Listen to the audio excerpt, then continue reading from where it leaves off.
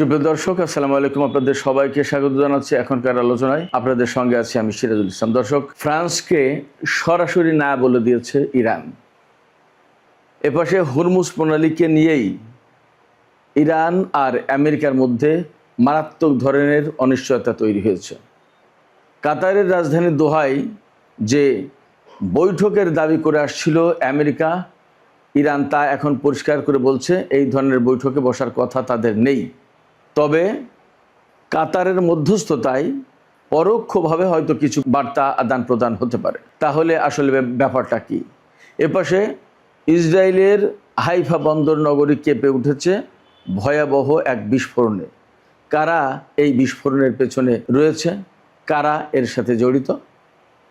একই সময়ে ইসরায়েলের প্রধানমন্ত্রী বেনিয়ামিন নেতানিয়াহু এবং যুদ্ধমন্ত্রী ইসরায়েল কাটজ দক্ষিণ লেবানন সফর করেছেন। তারা আসলে কি বার্তা দিতে চাইলেন? তারা কি লেবাননের প্রতিরোধ গোষ্ঠীকে তুচ্ছ তাচ্ছিল্য করতে চাইলেন? তারা কি ইরানকে কোনো বার্তা দিতে চাইলেন? সুপ্রিয় দর্শক, এইসব বিষয় নিয়ে এখনকার ভিডিওতে বিস্তারিত আলোচনা করব। আশা করি আপনারা শেষ পর্যন্ত সঙ্গে থাকবেন। আর ভিডিও ভালো লাগলে বরাবরের মতোই বলি, লাইক কমেন্ট শেয়ার করবেন এবং চ্যানেলটি সাবস্ক্রাইব করে টক উইথ সিরাজের সাথেই থাকবেন। দর্শক, চলুন বিস্তারিত আলোচনা করি। ফ্রান্সকে একেবারে সরাসরি না বলে দিয়েছে ইরান। কি বিষয়ে না বলল? ফ্রান্স প্রস্তাব দিয়েছিল হরমুজ প্রণালী এলাকায় ইরান যে মাইন বসিয়ে রেখেছিল আমেরিকা এবং ইসরায়েলের সাথে যুদ্ধের সময়, সেই মাইন পরিষ্কার করা বা অপসারণ করার জন্য ইরানের সাথে সহযোগিতা করতে চেয়েছিল ফ্রান্স। তারা বলেছিল যে আমরা যৌথভাবে কাজ করি। এই প্রস্তাব দিয়েছিলেন দেশটির প্রেসিডেন্ট ইমানুয়েল ম্যাক্রন। ইরানের পক্ষ থেকে আজকে একেবারে পরিষ্কারভাবে বলা হয়েছে যে এই ধরনের সহযোগিতার কোনো প্রয়োজন নেই, ইরান বিষয়টি একাই দেখবে। হরমুজ প্রণালী থেকে কতগুলো মাইন সরাতে হবে আর কতগুলো সরাতে হবে না, মাইন কিভাবে সরাতে হবে কিভাবে সরাতে হবে না, সেটা ইরান ভালো বোঝে, সেটা ইরানই দেখবে। এখানে কারোর কোনো হস্তক্ষেপের প্রয়োজন নেই, কারোর সহযোগিতা করারও প্রয়োজন নেই। ইরান বিষয়টা দেখবে, এখানে তোমাদের এই সহযোগিতা লাগবে না, ধন্যবাদ।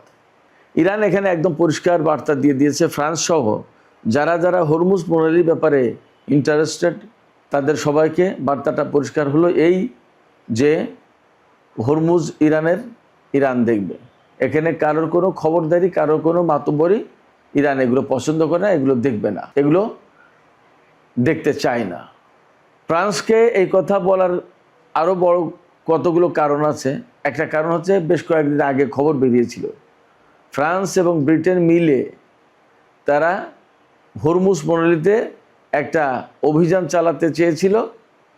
ইরান যে হরমুজ প্রণালী আটকে রেখেছিল সেই আটকে রাখা অবস্থা মুক্ত করতে, অর্থাৎ হরমুজ প্রণালী মুক্ত করতে। কিন্তু তখন ইরানের কড়া এবং কঠোর হুঁশিয়ারির মুখে ফ্রান্স সেখান থেকে পিছু হটেছিল। তারা বলেছিল যে না, আমরা এই ধরনের কোনো পরিকল্পনার সাথে জড়িত না। আবার এপাশে গতকাল ওমানের সাথে ফ্রান্স কয়েকটা চুক্তি করেছে, তার ভিতরে হরমুজ প্রণালী নিয়ে একটা ব্যাপার আছে। এখানে ফ্রান্সের সাথে এই চুক্তি করার পর ওমানের পক্ষ থেকে নাকি বলা হচ্ছে, এখনও কনফ্লিক্টিং ব্যাপারটা, ওমান ইরানের সাথে যৌথভাবে হরমুজ প্রণালীতে ফি নিতে রাজি নয়, টোল নিতে রাজি নয়, অর্থাৎ ওমান টোল না নেওয়ার পক্ষে। এই কথাগুলো মূলত পশ্চিমা জগৎ থেকে এসেছে। তবে ইরানের পররাষ্ট্র মন্ত্রণালয় অবশ্যই একটা প্রতিক্রিয়া জানিয়েছে একটু পরোক্ষভাবে, যে ওমান যদি এই রকম কথা বলে থাকে বা ওমান যদি হরমুজ প্রণালী ম্যানেজমেন্টের ব্যাপারে আমাদের সাথে আসতে রাজি না হয় বা অনিচ্ছা থাকে বা হরমুজ প্রণালী থেকে টোল যদি না নিতে চায়, সেটা ওমানের ব্যাপার। কিন্তু যদি সেরকম হয় তাহলে ইরান একাই হরমুজ প্রণালী ম্যানেজ করবে। এখনও চূড়ান্ত এই ব্যাপারে কথাটা বলা যাচ্ছে না, কারণ আমরা এর আগে দেখেছি যে তারা ইরানের সাথে কিন্তু শক্ত অবস্থানে ছিল। হঠাৎ করে এই জায়গা থেকে দুর্বল বা নরম অবস্থানে চলে যাওয়ার কথা না। যদি গিয়ে থাকে তাহলে কেন গেল, কি ব্যাপার, এর ব্যাকগ্রাউন্ডটা কি, সেগুলো জানার ব্যাপার। তো এই জায়গায় ইরানের পরিষ্কার কথা ওমানও যদি না আসে তাহলেও কোনো সমস্যা নেই, ইরান একাই দেখবে। ওমানও যদি না আসে, এই কথা বলছে এই কারণে, বা ইরান যে কারণে বলছে এই কথাটা, সেটা হচ্ছে যে হরমুজ প্রণালীর পুরো উত্তর পাশ এবং বেশিরভাগ জায়গা কিন্তু ইরানের, আর ওমানের কম জায়গা। তার কারণ হচ্ছে হরমুজ প্রণালীতে যে সমস্ত দ্বীপ, সেই সমস্ত দ্বীপ কিন্তু ইরানের পাশে, ওমানের পাশে তেমন একটা নেই। তো ওই দ্বীপ, অর্থাৎ এই দ্বীপ থেকে ওই দ্বীপ, ওই দ্বীপ থেকে ওই দ্বীপ, এইরকম একটা দ্বীপ থেকে আর একটা দ্বীপ, এই করতে করতে হরমুজ প্রণালীর বেশিরভাগ এলাকা কিন্তু ইরানের পক্ষে পাশে চলে যায়। আমি আবার বলি, তাহলে মনে হয় আশা করি ক্লিয়ার হবেন।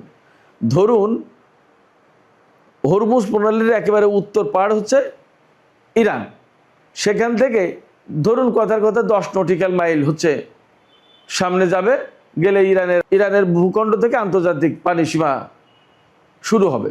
তো দেখা গেল 8 নটিক্যাল মাইল যাওয়ার পরে একটা দ্বীপ পড়েছে, তাইলে ওই দ্বীপ তো ইরানের ভেতরে পড়লো আলটিমেটলি। তাইলে ইরানের ভূখণ্ড কিন্তু আরও 8 নটিক্যাল মাইল দূরে সামনে এগিয়ে গেল। মূল যে একদম সাগরের যে তীর, সেইখান থেকে 8 মাইল সামনে, 8 নটিক্যাল মাইল সামনে আসলো। এখান থেকে যে দ্বীপটা, সেখান থেকে আবার 8 নটিক্যাল মাইল সামনে যাবে, এইভাবে। তো দেখা গেছে এইভাবে করতে করতে সেই ওমানের কমই পড়ে, ইরানের বেশি পড়ে। তো যাই হোক, যেহেতু এখানে ইরান মূল শক্তি, সেক্ষেত্রে ইরানের বক্তব্য হচ্ছে হরমুজ প্রণালী আর আগের অবস্থায় তো যাবেই না, এখানে কারো কোনো মাতবরিক কর্তৃত্ব, প্রভুত্ব, এর কোনো কিছু চলবে না। যা দেখার এই হরমুজ প্রণালীর যা ভালো মতো সব কিছু ইরান দেখবে। ওমান সাথে থাকলে ভালো, না থাকলে নেই, তারা তাদের মতো। বাট ইরানের জায়গা থেকে সরবে না, একেবারেই পরিষ্কার কথা। এই জায়গাটাই প্রশ্ন আসে আমাদের অনেকের ভেতরে, হয়তো প্রশ্ন আসতে পারবে যে ইরান কি একা টিকে থাকতে পারবে? সারা বিশ্ব যদি এই জায়গায় ইরানের বিরুদ্ধে চলে যায় তাহলে কি করবে? এখানে সবচেয়ে সহজ কথা এবং বড় কথা হচ্ছে, দেখেন, রাশিয়া এবং চীন বাদ দিলে যে বাদ বাকি বিশ্ব শক্তি থাকে, সেই শক্তির সম্মিলিত যে রূপ, তার চেয়ে বড় শক্তি হচ্ছে আমেরিকা। আমি আশা করি আপনাদেরকে ক্লিয়ার করতে পেরেছি কি বলতে চেয়েছি। চীন এবং রাশিয়া বাদ দিলে ইউরোপীয় বা নেটো জোট যেটা, সেটার যে সম্মিলিত রূপ, তার যে শক্তি, তার চেয়ে একার বেশি শক্তি হলো আমেরিকার। সেই আমেরিকা আর ইসরায়েল যখন একসাথে এসে যুদ্ধ করেছে, আর ইরান সেই আমেরিকা ইসরায়েলকে এইভাবে নাকানি চুবানি খেয়েছে, মার্কিন ঘাঁটিগুলোর পরিস্থিতি আপনারা সবাই জানেন যে কী অবস্থা মধ্যপ্রাচ্যে হয়েছে, এবং কম ঠেলাই তো আমেরিকা এই চুক্তির দিকে দৌড়ায়নি, এটা তো সোজা কথা। ফলে ওই ভাবনাটা, ওই টেনশনটা, ওই দুশ্চিন্তাটা না করলেও চলবে যে সারা বিশ্বের সব দেশ যদি মিলে আসে তাহলে কি হবে। না, ইরান এই জায়গায় ভয় পাচ্ছে না। ইরানের বক্তব্য হচ্ছে যে এটা আমার, এটা আমাকেই ম্যানেজ করতে হবে, আমি করব, তাতে যাই হোক না কেন। আর এখানে আমি আপনাদেরকে আরেকটু বলি, ওই যে সেই চীন রাশিয়া ইরানের ব্যাপারে তাদের যে অবস্থান, যুদ্ধের আগে যে অবস্থান ছিল, যুদ্ধের সময় সেই অবস্থান, বরং এখন আরও শক্ত হয়েছে দুই কারণে। এক হচ্ছে যে রাশিয়া এবং চীন দুই দেশেরই ইরানকে প্রয়োজন। এই কেন প্রয়োজন সেই ব্যাখ্যা কিন্তু আমি বহুবার দিয়েছি। আজকে খুব সংক্ষেপে বলি যে ইরান যদি মধ্যপ্রাচ্যে না থাকে, রাশিয়া এবং চীনের কোনো মধ্যপ্রাচ্যে কোনো পা রাখার জায়গা থাকবে না। আমেরিকাকে কর দিয়ে, ইসরায়েলকে কর দিয়ে মধ্যপ্রাচ্যে ঢোকা লাগবে চীন এবং রাশিয়ার। রাশিয়ার চেয়ে চীনের সংকটটা বেশি। অতএব ইরানকে টিকিয়ে রাখতে হলে, ইরানকে বাঁচিয়ে রাখতে হলে এবং ইরানকে বিজয়ী করতে হলে চীন এবং রাশিয়াকে সাপোর্ট দিতেই হবে, এবং এই সাপোর্টটা দেওয়া তাদেরই প্রয়োজন, এটা ইরানের জন্য না। চীন রাশিয়া এখানে সাপোর্ট দেবে না এটা ভাবার কোনো কারণ নেই, এবং চীন রাশিয়া ইরানের সাথে নেই এটাও ভাবার কারণ নেই। বরং যুদ্ধের সময় বা যুদ্ধের আগে যা ছিল তার চেয়ে এখন বেশি শক্ত চীন রাশিয়ার অবস্থান। এটা গেল একটা কারণ, তাদের স্বার্থের প্রয়োজন। আর একটা কারণ হচ্ছে যে ইরানকে নিয়ে চীন এবং রাশিয়ার হয়তো একটা কনফিউশন ছিল যে আমরা যে এই অস্ত্র দিচ্ছি, সাপোর্ট দিচ্ছি, প্রযুক্তি দিচ্ছি, এগুলো ঠিকমতো ব্যবহার করতে পারবে ইরান, নাকি আমাদের এই অস্ত্র, এই সাপোর্ট এবং এই প্রযুক্তি মায়ের খেয়ে দেবে, তখন আমাদের বাজার নষ্ট হবে। কিন্তু যুদ্ধে ইরান যথেষ্ট সফলতার পরিচয় দিয়েছে এবং সাকসেসফুলি ইসরায়েল এবং আমেরিকাকে মোকাবেলা করেছে। এই জায়গা থেকে রাশিয়া এবং চীন অবশ্যই এখন এইভাবে ভাবতে বাধ্য হবে যে না, ইরানকে দিলে সে ঠিক মতোই কাজটা করতে পারবে। অতএব ইরানের উপরে সামরিক, রাজনৈতিক এবং কূটনৈতিক সব পর্যায়ে চীন এবং রাশিয়ার আরও বেশি আস্থা বেড়েছে। অতএব হরমুজ প্রণালী ম্যানেজমেন্টের যে ব্যাপারটা, সেই জায়গায় আপনারা নিশ্চিত থাকতে পারেন ইরানের পেছনে চীন এবং রাশিয়া আছে, এবং ইরান নিজে তো শক্তিশালী বটেই, এখানে চীন এবং রাশিয়ার একটা সমর্থন আছে, সেই সমর্থনও ইরানকে শক্তিশালী করছে, এবং সেই জায়গা থেকে ইরান যথেষ্ট স্ট্রংলি বলতে পারছে যে এখানে কারোর প্রয়োজন নেই, এটা আমরাই ম্যানেজ করব। এই ম্যানেজমেন্টের মূল যে কাজ সেটা হচ্ছে জাহাজ কোনটা ঢুকতে পারবে, কোনটা আসতে পারবে, এটা সমস্ত সব কিছু ইরান কন্ট্রোল করবে, নাম্বার 1। নাম্বার 2, প্রতিটি জাহাজ টোল দেবে। ইরান কাকে ছাড় দেবে কাকে ছাড় দেবে না সেটা ইরানের ব্যাপার। নাম্বার 3 হচ্ছে যে হরমুজ প্রণালীর যে সত্যিকার অর্থেই পরিবেশ বাঁচানোর একটা প্রশ্ন আছে। এত বিপুল পরিমাণে জাহাজ চলাফেরা করে, এত বিপুল পরিমাণে তেল এবং তেলজাত পণ্য, গ্যাস এখান থেকে পরিবহন হয়, এর অনেক কিছুই সমুদ্রের পানিতে মেশে, এবং দক্ষিণের বাতাস হলে উত্তরের কূলে অর্থাৎ ইরানের উপকূলে গিয়ে সেইগুলো জমা হয়। এই বর্জ্য, এই নষ্ট জিনিস সব জমা হয়। এতে ইরানের উপকূলীয় অঞ্চল, অর্থাৎ সেটা তো ইরানের সীমা, ইরানের সীমানার ভেতরে কেউ কোনো কিছু নষ্ট করবে আর ইরান তার খেসারত দেবে, এটা তো হতে পারে না। যার কারণে ওই পরিবেশ ম্যানেজমেন্টের জন্য, ওই পরিবেশ ব্যবস্থাপনা করার জন্য পয়সার প্রয়োজন। যারা জাহাজ নেবে তাদেরকেই পয়সা দিতে হবে, এটা হচ্ছে ইরানের যুক্তি। ফলে এই যুক্তিকে খুব একটা নাকচ করা বা লঙ্ঘন করার বা রিজেক্ট করার সুযোগ খুব একটা নেই। যার কারণে ইরান যে শক্ত অবস্থান নিয়েছে, সেই শক্ত অবস্থান মনে হয় ধরে রাখতে পারবে, এবং ইরানের এই অবস্থানকে মেনে নিয়েই সবাইকে হরমুজ প্রণালী ব্যবহার করতে হবে। হরমুজ প্রণালী ব্যবহার না করলে কি হবে? দেন অ্যান্ড দেয়ার তেলের দাম বেড়ে যাবে, গ্যাসের দাম বেড়ে যাবে, সারা বিশ্বে জ্বালানি সংকট পড়বে, জ্বালানির দাম বেড়ে যাবে। তখন সারা বিশ্বে পণ্য মূল্য, বাজার খরচ, পরিবহন খরচ সমস্ত সব কিছু বাড়বে, এবং বিশ্বের অর্থনীতি অস্থিতিশীল হয়ে যাবে। শুধু অস্থিতিশীল নয়, মন্দা হয়ে যাবে। তখন কি হবে? অতএব হরমুজ প্রণালীকে বাঁচিয়ে রেখে সবাইকে ভাবতে হবে। আর হরমুজ প্রণালীকে যদি বাঁচিয়ে রাখা মানে উন্মুক্ত রাখতে হয়, তাহলে ইরানের কথা শুনতে হবে। তা না হলে আবার যুদ্ধ পরিস্থিতি এখানে। এই বিষয়টা নিয়ে গ্যাড়াকলে পড়ে গেছে আমেরিকা যে সমঝোতা করেছে ইরানের সাথে 14 দফা, সেই সমঝোতায় কিন্তু ইরানের দাবি অনুযায়ী, ইরানের বক্তব্য অনুযায়ী যে 60 দিন টোল ফ্রি থাকবে, এরপরে গিয়ে এই হরমুজ প্রণালীর ব্যবস্থাপনার দায়িত্ব থাকবে ইরানের হাতে, ইরানের দাবি অনুযায়ী।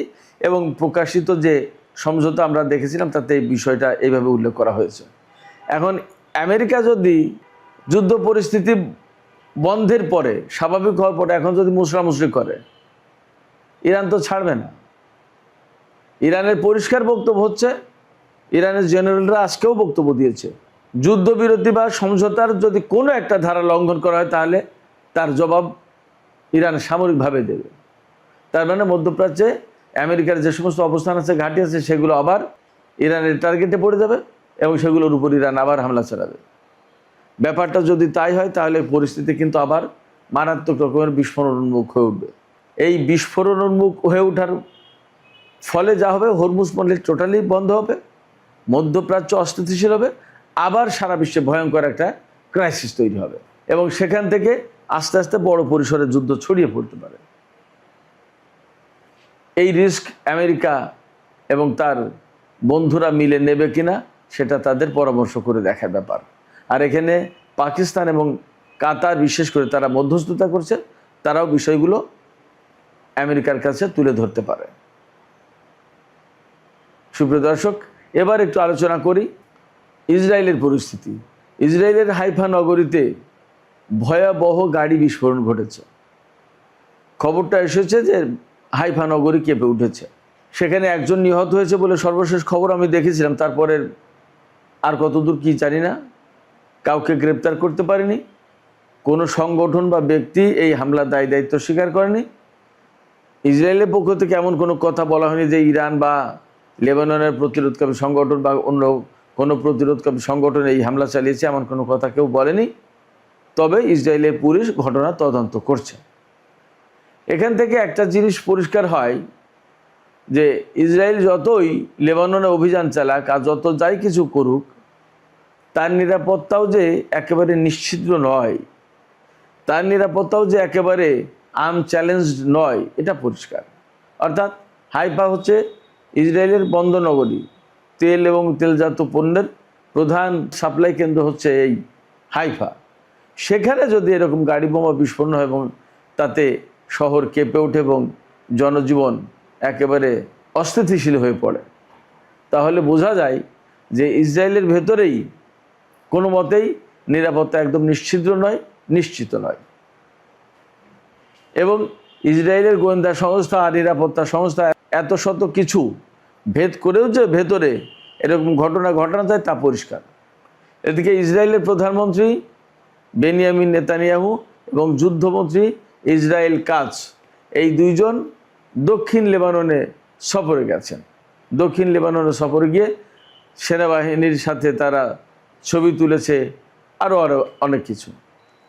এই যে সেখানে গিয়ে সেনাদের সাথে হাসি মুখে ছবি তোলা, একটা গর্ব ভরে দেখানো যে আমরা দক্ষিণ লেবাননের ভিতরে আসলাম, এগুলো হতে পারে, দেখাচ্ছে।